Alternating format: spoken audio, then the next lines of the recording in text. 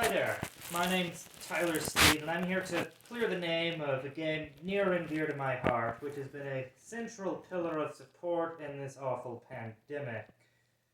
But first, you'll need a bit of a history lesson. In the 1980s, there was a time period for the game I'm talking about, Dungeons & Dragons, called the Satanic Panic, when everybody thought it was satanic, an evil religion, and at the time it might as well have been.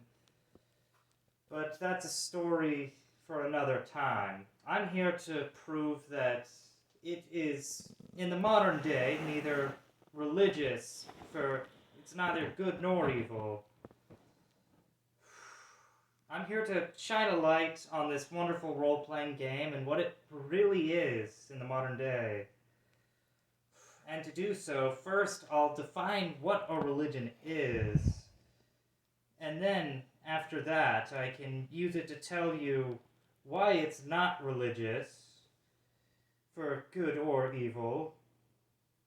And then I'm going to explain what it's supposed to be in the modern day, using an official source from the company that makes it, an article, as well as some testimonies from friends who play.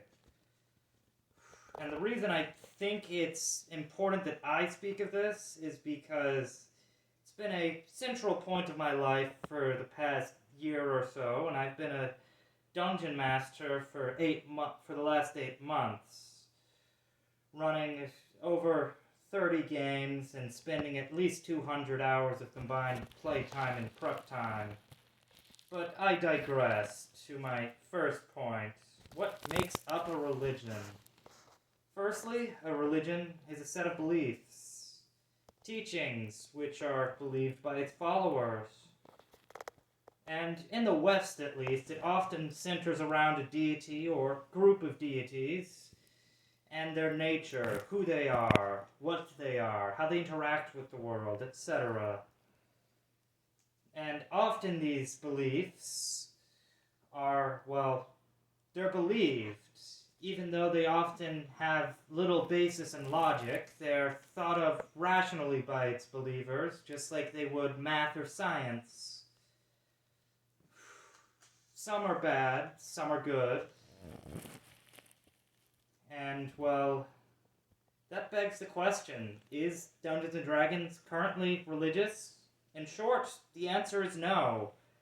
It doesn't ask you to believe you're doing what you're doing. It's fictional. Even if most worlds have their own pantheon, it doesn't mean it's asking you to believe that they aren't fiction. In the end, it's only religious if you believe it. But that begs the question, what is Dungeons & Dragons really? It's neither good nor evil, it's not religious. It's at its core, a role-playing game. The Dungeon Master writes the skeleton of a story, and the player's job is to, with the characters they've created, fill in the blanks. Add the meat to the bones, so to speak. And when I was doing research for this, Wizards of the Coast recently released a new sourcebook of rules, both new and old, and one of the basic rules of play it mentioned really caught my eye. 2 simple words. Have fun. These words, though simple, conveyed a clear but subtle message.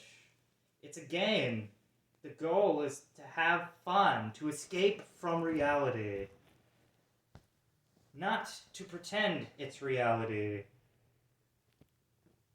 And another good source I found was something that Popular Mechanic released, surprisingly enough, in 2018, an article titled Beginner's Guide to D&D, and it had 2 quotes that I felt adequately proved my point.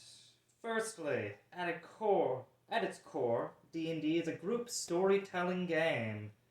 And secondly, just as there's no single way to tell a story, there is no right way to play D&D.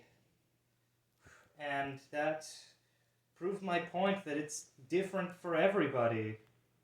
And so to help drive this home, I'll give you some of the opinions of my players about the game, their purpose for why they play it. One of these 5 people, the first of them, is a schemer who likes to plot behind the scenes with me and then immediately regrets their decision in-game because of unforeseen consequences, but keeps coming back anyway. The second, well, she uses it to de-stress, especially more than the others, from her very busy school week.